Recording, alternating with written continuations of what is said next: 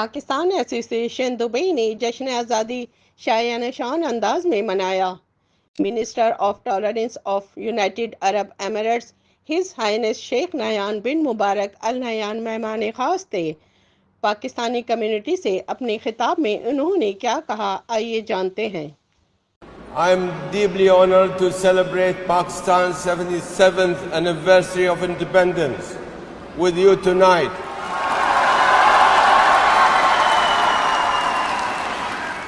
We in the United Arab Emirates are fortunate to call the people of Pakistan our brothers and our sisters. Our cultural, political, commercial and people-to-people linkages are deeply rooted in shared values and beliefs, and providing a strong and stable foundation for our close relations now and in the future.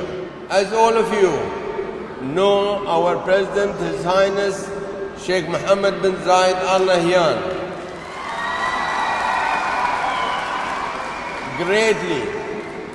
greatly values the long and enduring relations with brotherhood and friendship between the people of Pakistan and the people of the United Arab Emirates.